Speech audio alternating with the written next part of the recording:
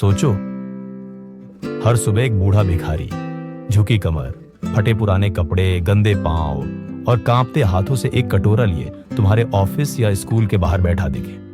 तुम रोज उसकी तरफ नजर मारते हो, लेकिन कुछ सोचकर आगे बढ़ जाते हो। कुछ लोग सिक्के डाल देते हैं, कुछ तंज कसते हैं। काम करने की उम्र है, भीख क्यों मांगता है? पर किसी को क्या पता, उस भिखारी के आंसुओं में छुपी थी एक ऐसी आग जो एक दिन पूरे शहर को रोशन कर देगी। नाम था उसका भीमा। शहर के मुख्य बस अड्डे के बाहर एक कोने में हर सुबह 7 बजे से शाम 7 बजे तक बैठता था। बोलता नहीं था, मांगता नहीं था, बस कटोरा रखे बैठा रहता था। लोगों के लिए वो एक आम भिखारी था, गंदा, बेकार, बोझ। लेकिन अंदर ही अंदर वो एक सपना पाल रहा था, एक सपना जो शायद उसके हालात से भी बड़ा था। शाम को जब कटोरा भर जाता, वो उठता और गायब हो जाता। पर एक 14 साल के लड़के सोनू ने उस दिन कुछ अलग देखा। भीमा की आंखें हर शाम भीग जाती थी। वो पैसे गिनते हुए कांपता था, लेकिन एक अलग सी मुस्कान उसके चेहरे पर होती थी, जैसे वो हर सिक्के में कोई सपना देख रहा हो। सोनू को शक हुआ, क्या कोई सपना भीख से पूरा होता है? एक दिन सोनू ने भीमा का पीछा किया। भीमा शहर की तंग गलियों में गया, टूटी फूटी दीवारों के बीच एक पुराने खंडहर में घुसा। सोनू ने दीवार के छेद से झांका। उसने जो देखा, उसकी आंखें भर आईं। करीब 40 बच्चे वहां पढ़ रहे थे। काले बोर्ड पर अक्षर चमक रहे थे। एक युवती पढ़ा रही थी और भीमा मिट्टी के फर्श पर चटाई बिछा रहा था।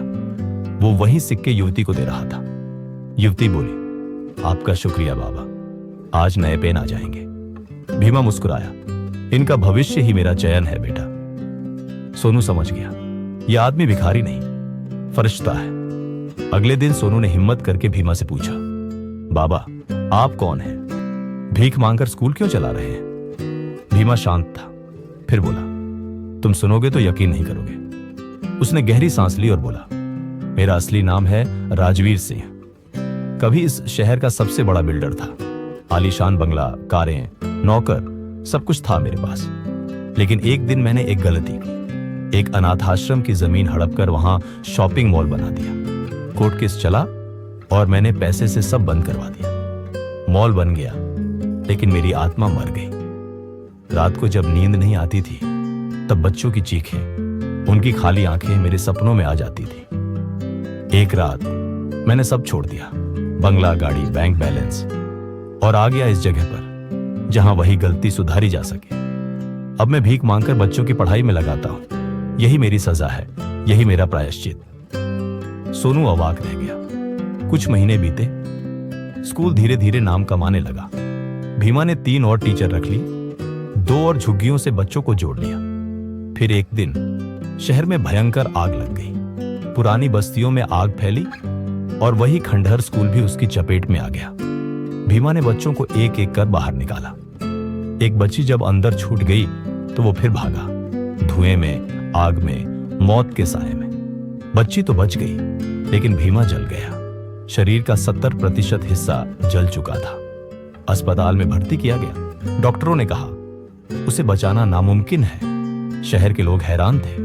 जिसे उन्होंने सालों तक भिखारी समझा, वो असल में एक राजा था, दिल का राजा। अखबारों की हेडलाइन बनी, भीख मांगकर स्कूल चलाने वाला करोड़पति राजवीर सिंह। लोग आंखों में आंसू लिए अस्पताल आए। मीडिया, अधिकारी, नेता सब वहीं थे। भीमा यानी राजवीर मुस्कुराया और बोला, मैं जा रहा हूं, लेकिन इस स्कूल को मत मरने देना, यही मेरी आखिरी इच्छा है। और वो चला गया, शांति से, जैसे कोई फकीर समाधि लेता है। सोनू ने प्रण लिया, ये स्कूल बंद नहीं होगा। उसने बाकी बच्चों के साथ स्कूल फिर से खड़ा किया। लोगों ने दान दिया, सरकार ने जमीन दी और नाम रखा गया राजवीर फाउंडेशन स्कूल। आज वहां 300 से ज्यादा अनाथ बच्चे पढ़ रहे हैं। हर बच्चा जानता है उनका स्कूल एक ऐसे आदमी की वजह से है जिसे दुनिया ने भिखारी समझा। लेकिन जो असल में राजा था, राजवीर का दर्द उसकी कमजोरी नहीं बना, उसकी ताकत बना। उसने अपना सब कुछ खो दिया, लेकिन दूसरों को सब कुछ दे गया। जिंदगी तुम्हें रुलाएगी, गिराएगी, तोड़ेगी, लेकिन जो रुक गया वो मिट गया। और जो रोता रहा पर चलता रहा, वो एक दिन चांद की तरह चमकता है। अगर आपको ये कहानी प्रेरणा देती है तो इसे जरूर शेयर करें। कमेंट में बताएं, क्या आप भी राजवीर जैसे किसी गुमनाम हीरो को जानते हैं? और याद रखें, हर भिखारी भिखारी नहीं होता, कभी कभी वो राजा होता है जो ताज छोड़कर दिल जीतता है।